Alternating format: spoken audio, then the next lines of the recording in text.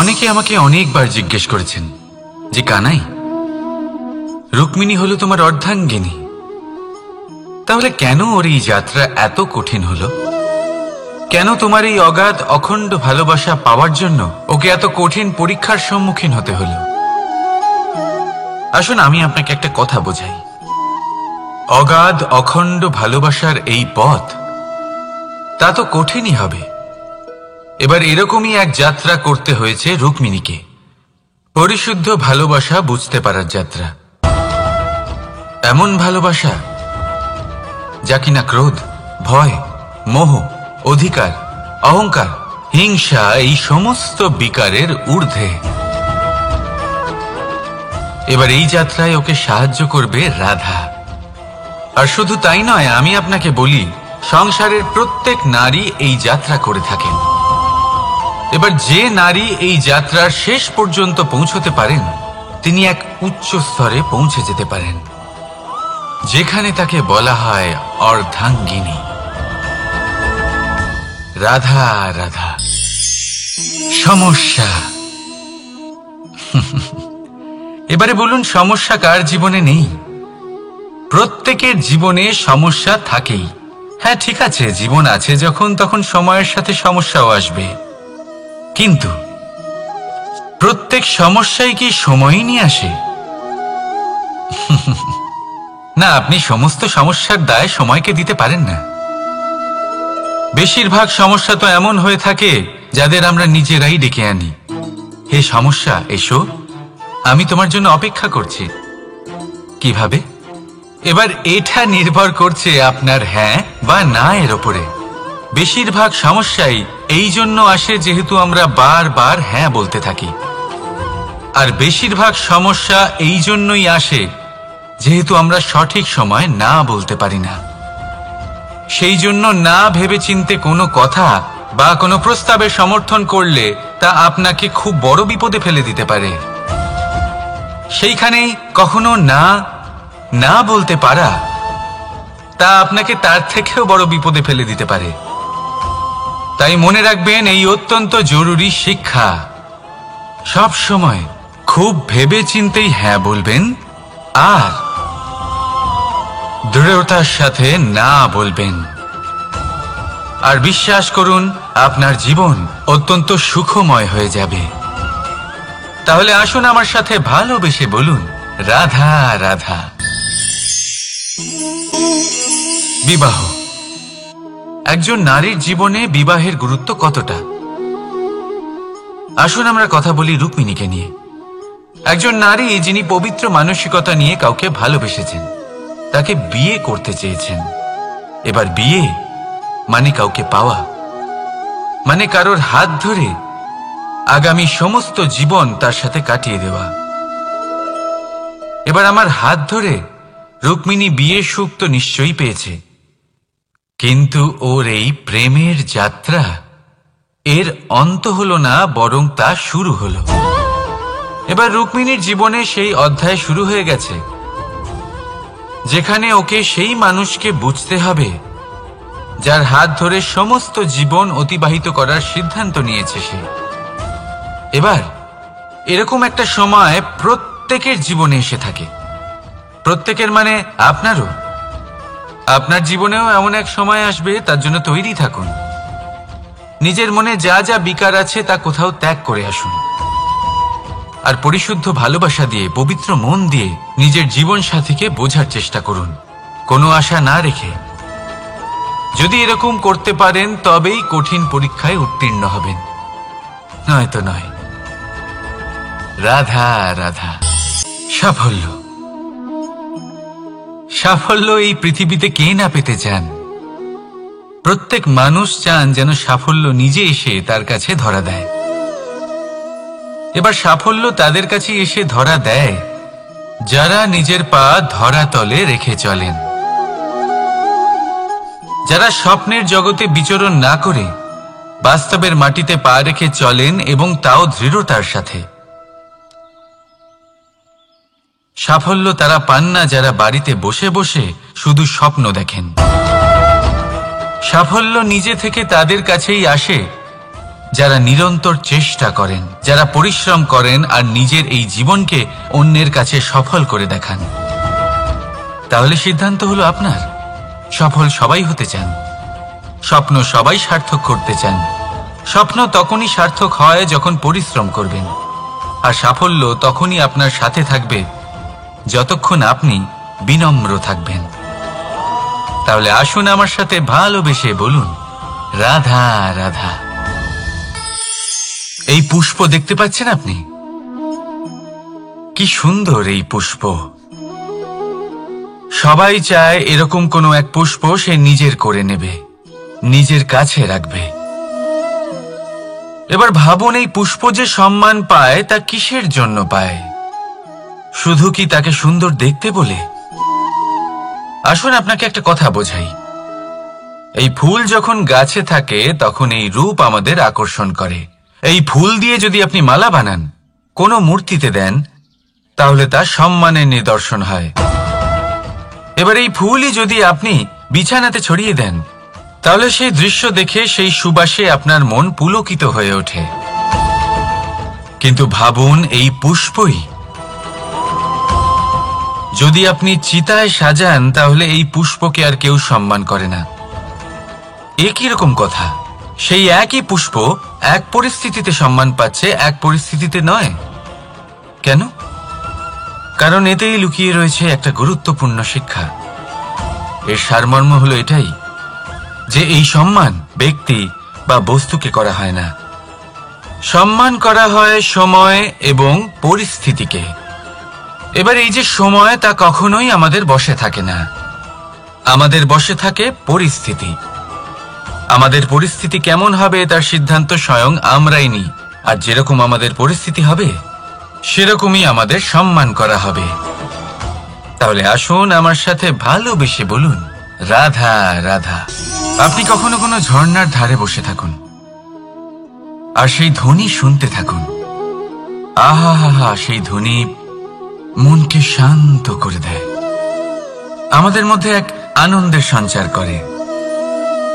একেই আমি বলি নৈসর্গিক সঙ্গীত। কখনো ভেবে দেখেছেন এই সঙ্গীত উৎপন্ন করার জন্য জলকে কত পরিশ্রম করতে হয়, কি না করতে হয়? ভেবে দেখুন, সেই জল কোথা কোথা থেকে পড়েছে, কত কত পাথরের সাথে ধাক্কা খেয়েছে, কত তীক্ষ্ণ পাথরের সাথে সম্মুখীন হয়েছে, তাকে কিভাবে পার করেছে, নিজের শরীরের সাথে লেগে থাকা সেই পাথরের সাথে কিভাবে সংঘর্ষ করেছে, কিভাবে সামনে এগিয়েছে। ভাবুন, এই সব কিছু হওয়ার পরেই সেই সঙ্গীত উৎপন্ন হয়েছে। এই ঝর্ণার এই মধুর সঙ্গীত কখনো আপনার কান পর্যন্ত পৌঁছতই না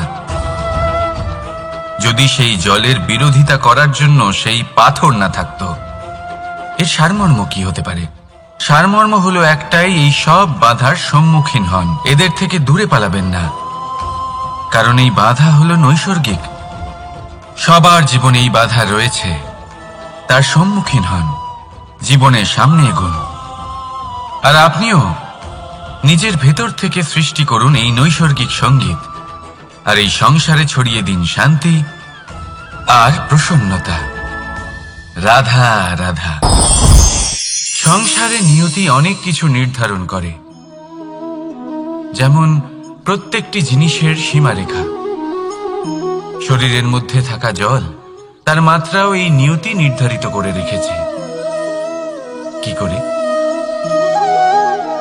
দেখুন, যদি সঠিক সময়ে আপনি পরিশ্রম করে নিজের ঘাম না ঝরান, তাহলে কিছু সময় পরে আপনার চোখের জল অবশ্যই ঝরবে। কারণ সবকিছু যদি ভাগ্যের জোরে পেয়ে যাওয়া যায়, তাকে কর্মের দ্বারা সামলে রাখতে হয়। যদি পরিশ্রম করতে থাকেন, তাহলে যা পেয়েছেন তা সামলে রাখতে পারবেন, আর যা যা আপনি পেতে চান তা অবশ্যই পাবেন। কিন্তু যদি পরিশ্রমের থেকে দূরে থাকেন, তাহলে যা পেয়েছেন তা তো হারিয়ে ফেলবেনই, আর যা পেতে চান তার তো কোনো প্রশ্নই ওঠে না, আর বয়ে যাবে শুধুমাত্র অশ্রু। এবার সিদ্ধান্ত আপনার। কি ঝরাতে চাইবেন আপনি? ঘাম নাকি অশ্রু? রাধা রাধা। এই জীবনে মানুষ শুধু তিনটি জিনিসের পেছনে ছোটে: ছায়া অর্থাৎ সঙ্গী সম্মান, কায়া অর্থাৎ সুন্দর বলিষ্ঠ শরীর, আর তৃতীয় হল মায়া অর্থাৎ ঐশ্বর্য। এবার অবাক করার মতো বিষয় হল, সময় এলে পরে এই তিনটি বস্তুই সবার আগে আপনাকে ত্যাগ করে। অন্ধকারে ছায়া আপনাকে ত্যাগ করে, বার্ধক্যে কায়া আপনাকে ত্যাগ করে, আর অন্তিম সময়ে মায়াও আপনাকে ত্যাগ করে।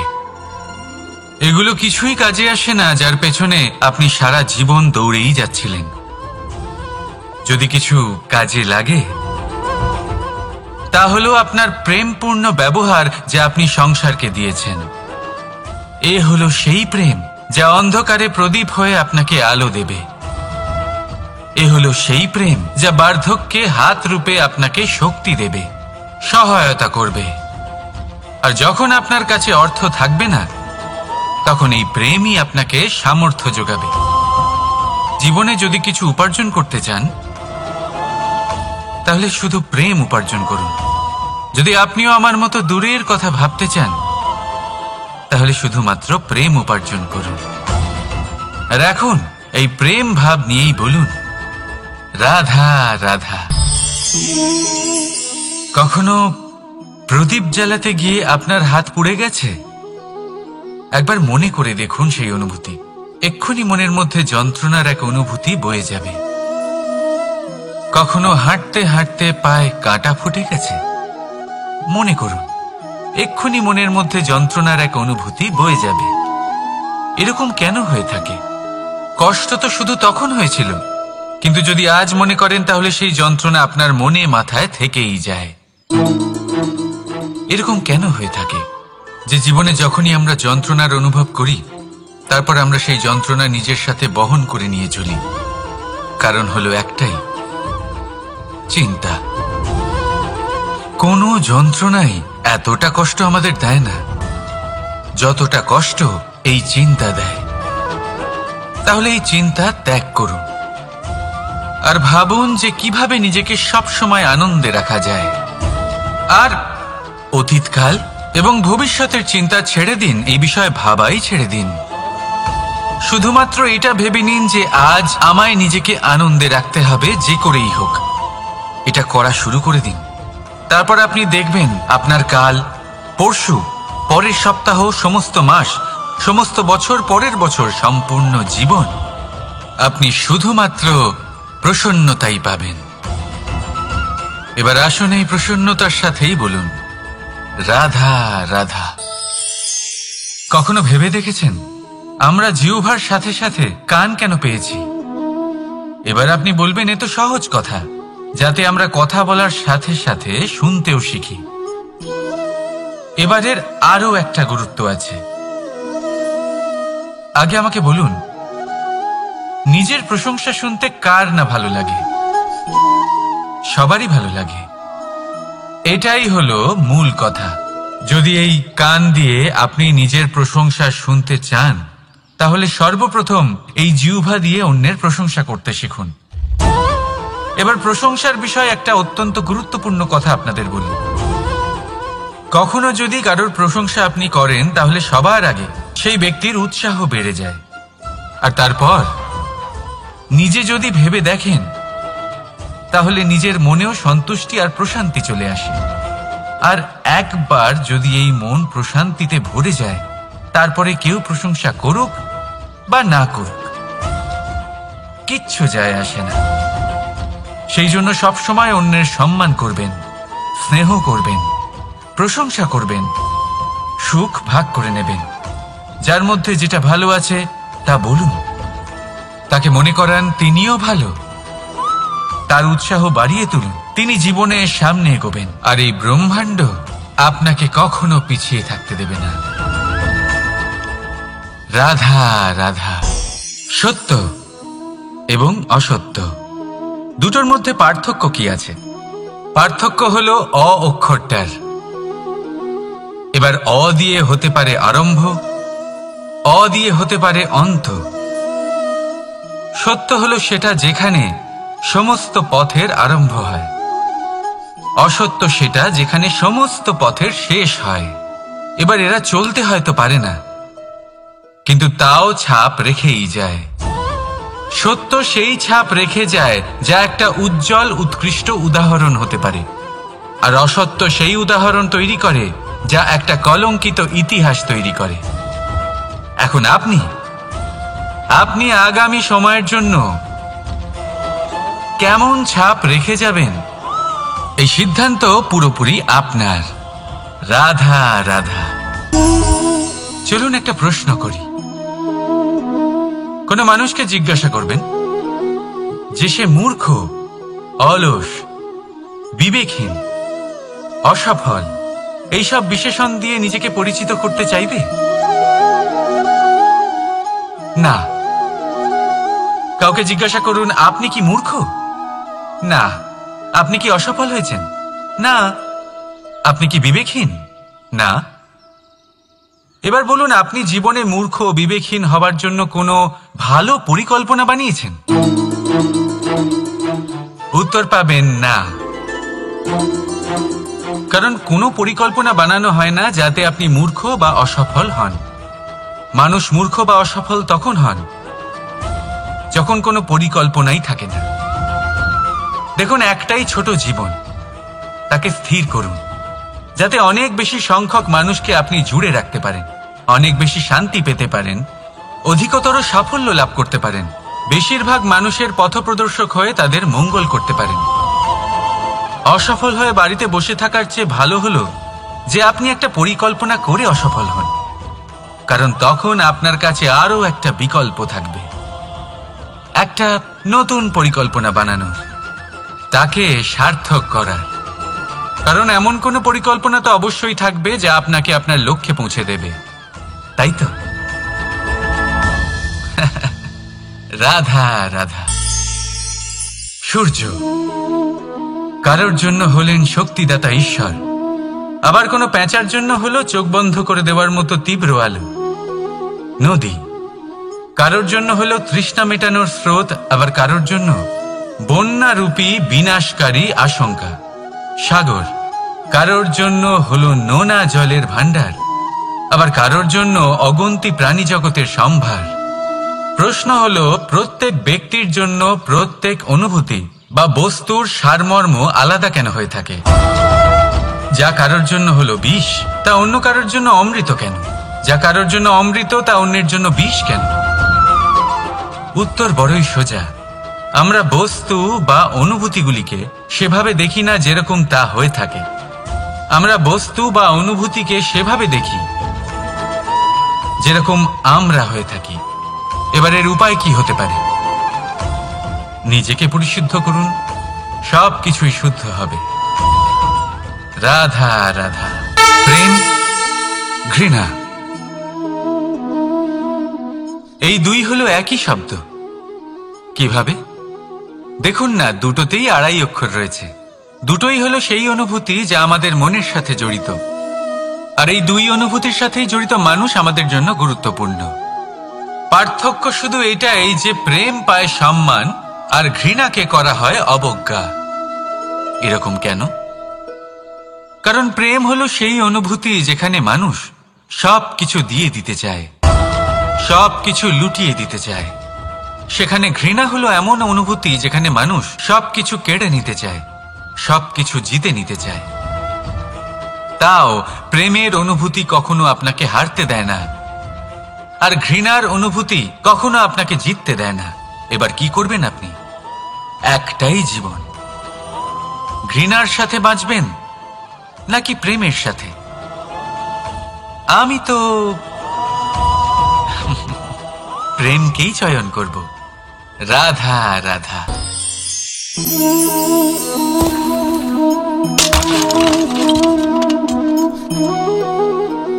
এ কি হলো?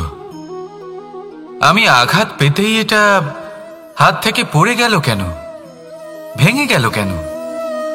এবার আপনি বলবেন এরকমই তো হয়ে থাকে এই জীবনে, এই সংসারে। আঘাত লাগার পরে আমাদের হাতে যা থাকে তা পড়ে যায়। যা তৈরি হয় তা ভেঙেও যায়। কিন্তু এটা কি সত্যি? আপনাকে একটা কথা বলে রাখি, আঘাত পেয়ে পড়ে যাবার পরে সংসারের যে কোনো বস্তুই হাত থেকে পড়ে যাক না কেন, সাফল্য অবশ্যই আসে। যতই খারাপভাবে আপনি পড়ে যান, আপনি আঘাত পান, ভবিষ্যৎ অবশ্যই ভালো হবে। কারণ এই আঘাত,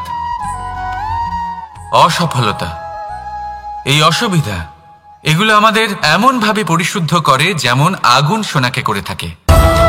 সেই জন্য জীবনে শুধু সামনে এগোতে থাকুন, দৃঢ়তার সাথে এগোতে থাকুন, আর কখনো আঘাত পেয়ে পড়ে যেতে ভয় পাবেন না। কারণ এটা আসন্ন সাফল্যের সংকেত। আর সাফল্য তখনই আসবে যখন আপনি পড়ে যাবেন, যখন আপনি আবার উঠে দাঁড়াবেন এবং আপনি আবার জীবনে সামনে এগোতে থাকবেন। রাধা রাধা।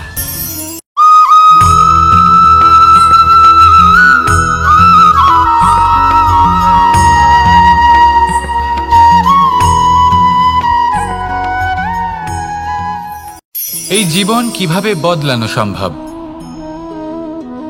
কিছু মানুষ বলেন যে নিরন্তর কাজ করলে, পুরুষার্থ পালন করলে এই জীবন বদলে ফেলা সম্ভব।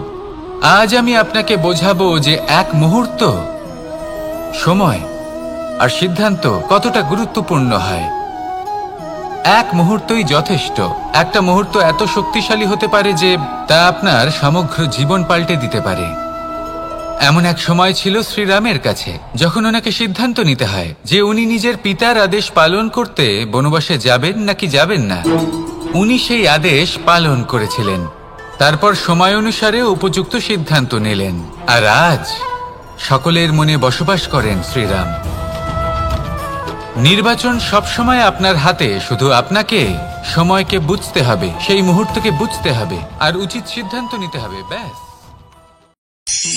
অনেকে আমাকে অনেকবার জিজ্ঞেস করেছেন যে কানাই, রুক্মিণী হলো তোমার অর্ধাঙ্গিনী, তাহলে কেন ওর এই যাত্রা এত কঠিন হলো? কেন তোমার এই অগাধ অখণ্ড ভালোবাসা পাওয়ার জন্য ওকে এত কঠিন পরীক্ষার সম্মুখীন হতে হলো? আসুন আমি আপনাকে একটা কথা বোঝাই। অগাধ অখণ্ড ভালোবাসার এই পথ, তা তো কঠিনই হবে। এবার এরকমই এক যাত্রা করতে হয়েছে রুক্মিণীকে, পরিশুদ্ধ ভালোবাসা বুঝতে পারার যাত্রা। এমন ভালোবাসা যা কিনা ক্রোধ, ভয়, মোহ, অধিকার, অহংকার, হিংসা এই সমস্ত বিকারের ঊর্ধ্বে। এবার এই যাত্রায় ওকে সাহায্য করবে রাধা। আর শুধু তাই নয়, আমি আপনাকে বলি, সংসারের প্রত্যেক নারী এই যাত্রা করে থাকেন। এবার যে নারী এই যাত্রার শেষ পর্যন্ত পৌঁছতে পারেন, তিনি এক উচ্চ স্তরে পৌঁছে যেতে পারেন, যেখানে তাকে বলা হয় অর্ধাঙ্গিনী। রাধা রাধা। সমস্যা। এবারে বলুন, সমস্যা কার জীবনে নেই? প্রত্যেকের জীবনে সমস্যা থাকেই। হ্যাঁ ঠিক আছে, জীবন আছে যখন, তখন সময়ের সাথে সমস্যাও আসবে। কিন্তু প্রত্যেক সমস্যাই কি সময়ই নিয়ে আসে? না, আপনি সমস্ত সমস্যার দায় সময়কে দিতে পারেন না। বেশিরভাগ সমস্যা তো এমন হয়ে থাকে যাদের আমরা নিজেরাই ডেকে আনি। হে সমস্যা, এসো, আমি তোমার জন্য অপেক্ষা করছি। কিভাবে? এবার এটা নির্ভর করছে আপনার হ্যাঁ বা না এর ওপরে। বেশিরভাগ সমস্যাই এই জন্য আসে যেহেতু আমরা বারবার হ্যাঁ বলতে থাকি, আর বেশিরভাগ সমস্যা এই জন্যই আসে যেহেতু আমরা সঠিক সময় না বলতে পারি না। সেই জন্য না ভেবেচিন্তে কোনো কথা বা কোনো প্রস্তাবে সমর্থন করলে তা আপনাকে খুব বড় বিপদে ফেলে দিতে পারে। সেইখানেই কখনো না না বলতে পারা, তা আপনাকে তার থেকেও বড় বিপদে ফেলে দিতে পারে। তাই মনে রাখবেন এই অত্যন্ত জরুরি শিক্ষা, সব সময় খুব ভেবেচিন্তেই হ্যাঁ বলবেন আর দৃঢ়তার সাথে না বলবেন। আর বিশ্বাস করুন, আপনার জীবন অত্যন্ত সুখময় হয়ে যাবে। তাহলে আসুন আমার সাথে ভালোবেসে বলুন, রাধা রাধা। বিবাহ। একজন নারীর জীবনে বিবাহের গুরুত্ব কতটা? আসুন আমরা কথা বলি রুক্মিণীকে নিয়ে। একজন নারী যিনি পবিত্র মানসিকতা নিয়ে কাউকে ভালোবেসেছেন, তাকে বিয়ে করতে চেয়েছেন। এবার বিয়ে মানে কাউকে পাওয়া, মানে কারোর হাত ধরে আগামী সমস্ত জীবন তার সাথে কাটিয়ে দেওয়া। এবার আমার হাত ধরে রুক্মিণী বিয়ের সুখ তো নিশ্চয়ই পেয়েছে, কিন্তু ওর এই প্রেমের যাত্রা এর অন্ত হলো না, বরং তা শুরু হলো। এবার রুক্মিণীর জীবনে সেই অধ্যায় শুরু হয়ে গেছে যেখানে ওকে সেই মানুষকে বুঝতে হবে যার হাত ধরে সমস্ত জীবন অতিবাহিত করার সিদ্ধান্ত নিয়েছে সে। এবার এরকম একটা সময় প্রত্যেকের জীবনে এসে থাকে। প্রত্যেকের মানে আপনারও। আপনার জীবনেও এমন এক সময় আসবে, তার জন্য তৈরি থাকুন। নিজের মনে যা যা বিকার আছে তা কোথাও ত্যাগ করে আসুন, আর পরিশুদ্ধ ভালোবাসা দিয়ে, পবিত্র মন দিয়ে নিজের জীবন সাথীকে বোঝার চেষ্টা করুন, কোনো আশা না রেখে। যদি এরকম করতে পারেন তবেই কঠিন পরীক্ষায় উত্তীর্ণ হবেন, নয়তো নয়। রাধা রাধা। সাফল্য। সাফল্য এই পৃথিবীতে কে না পেতে চান? প্রত্যেক মানুষ চান যেন সাফল্য নিজে এসে তার কাছে ধরা দেয়। এবার সাফল্য তাদের কাছে এসে ধরা দেয় যারা নিজের পা ধরাতলে রেখে চলেন, যারা স্বপ্নের জগতে বিচরণ না করে বাস্তবের মাটিতে পা রেখে চলেন, এবং তাও দৃঢ়তার সাথে। সাফল্য তারা পান না যারা বাড়িতে বসে বসে শুধু স্বপ্ন দেখেন। সাফল্য নিজে থেকে তাদের কাছেই আসে যারা নিরন্তর চেষ্টা করেন, যারা পরিশ্রম করেন আর নিজের এই জীবনকে অন্যের কাছে সফল করে দেখান।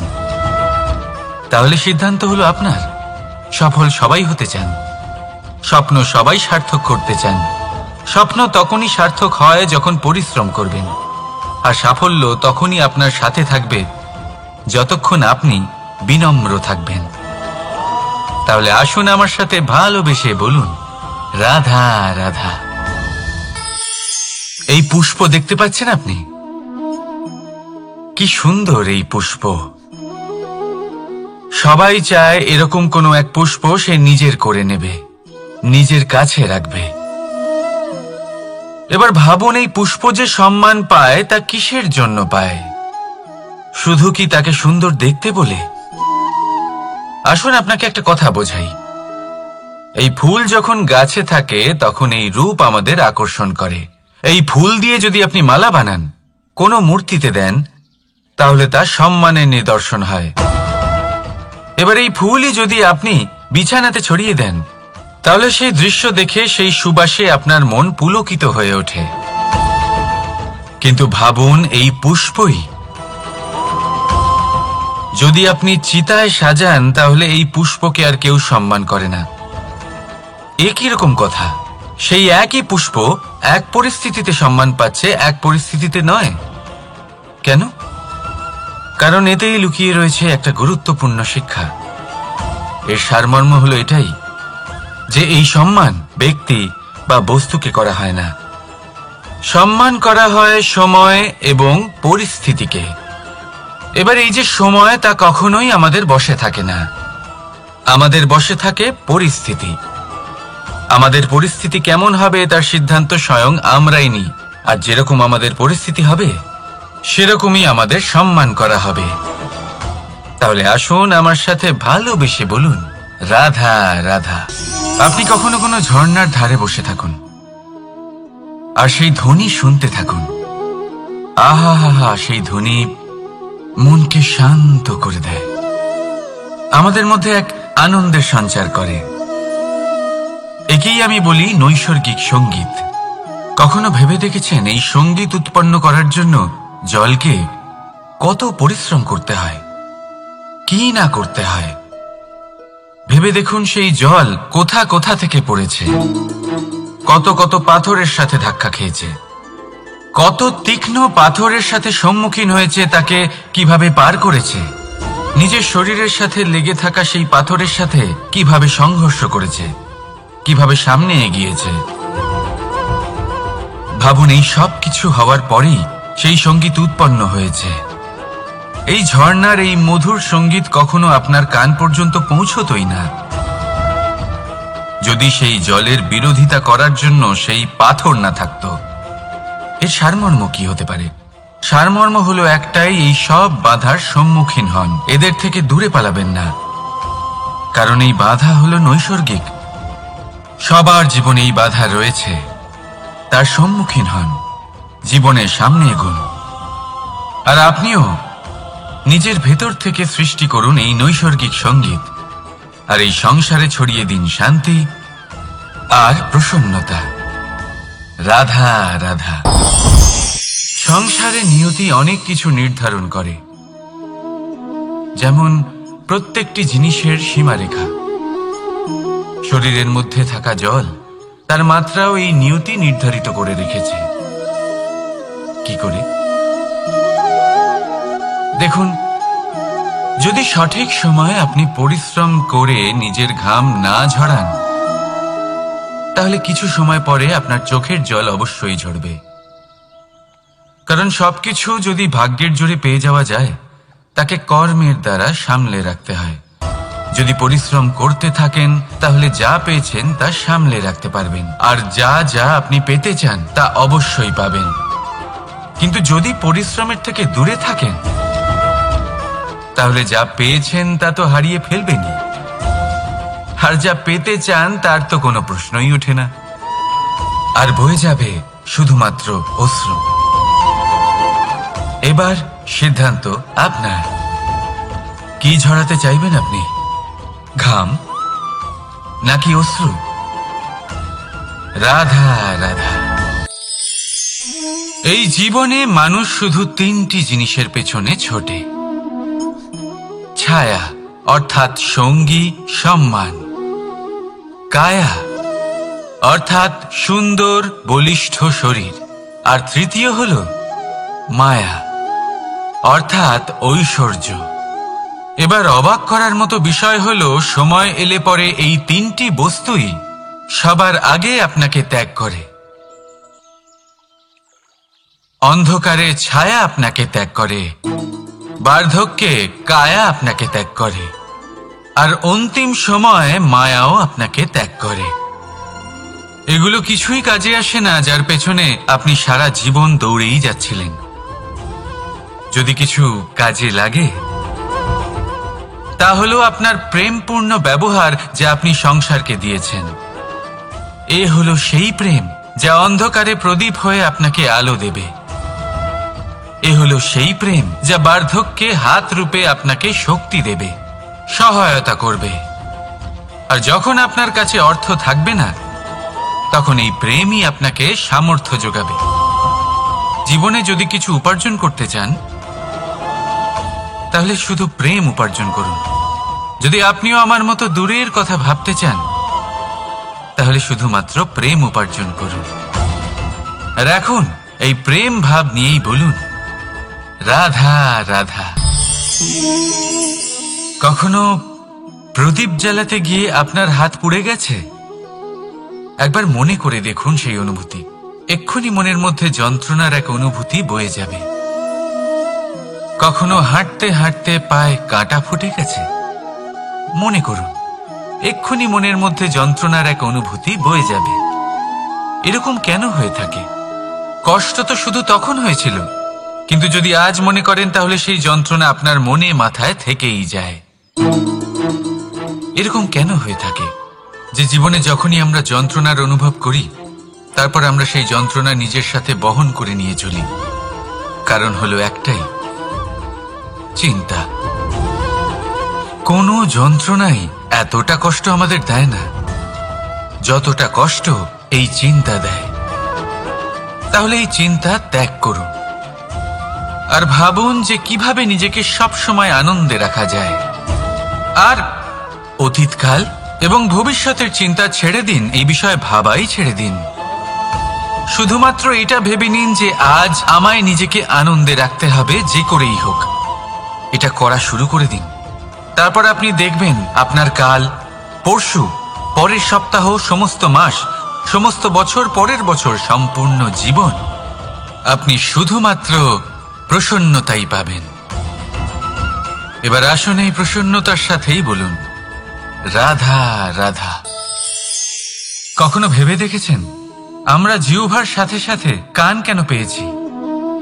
এবার আপনি বলবেন, এ তো সহজ কথা, যাতে আমরা কথা বলার সাথে সাথে শুনতেও শিখি। এবারের আরো একটা গুরুত্ব আছে। আগে আমাকে বলুন, নিজের প্রশংসা শুনতে কার না ভালো লাগে? সবারই ভালো লাগে। এটাই হলো মূল কথা। যদি এই কান দিয়ে আপনি নিজের প্রশংসা শুনতে চান, তাহলে সর্বপ্রথম এই জিহ্বা দিয়ে অন্যের প্রশংসা করতে শিখুন। এবার প্রশংসার বিষয়ে একটা অত্যন্ত গুরুত্বপূর্ণ কথা আপনাদের বলি। কখনো যদি কারোর প্রশংসা আপনি করেন, তাহলে সবার আগে সেই ব্যক্তির উৎসাহ বেড়ে যায়।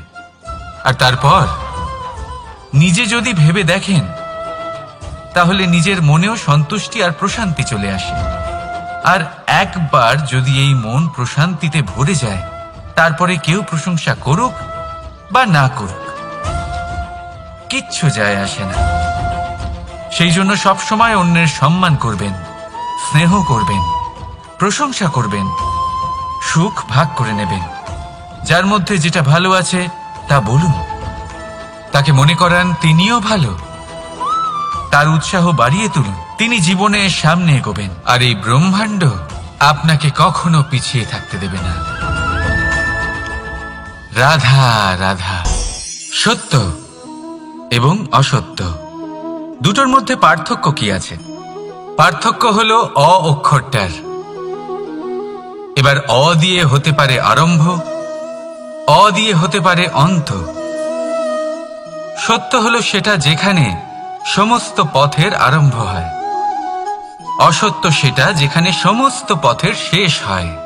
এবার এরা চলতে হয়তো পারে না, কিন্তু তাও ছাপ রেখেই যায়।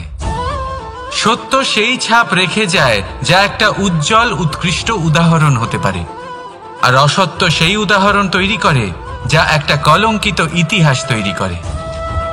এখন আপনি আগামী সময়ের জন্য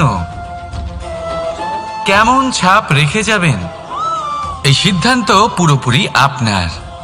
রাধা রাধা। চলুন একটা প্রশ্ন করি।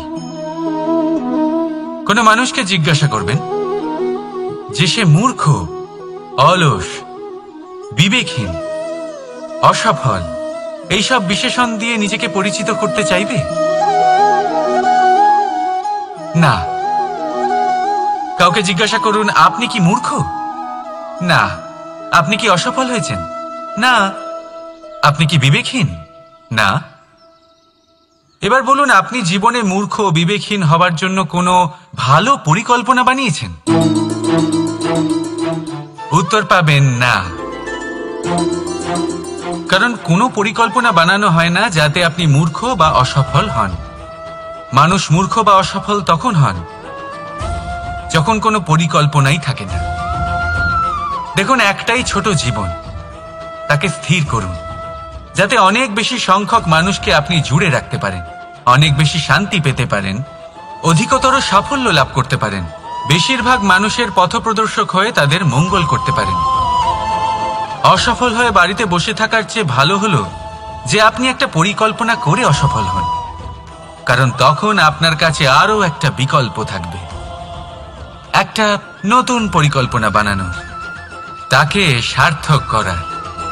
কারণ এমন কোনো পরিকল্পনা তো অবশ্যই থাকবে যা আপনাকে আপনার লক্ষ্যে পৌঁছে দেবে, তাই তো? রাধা রাধা।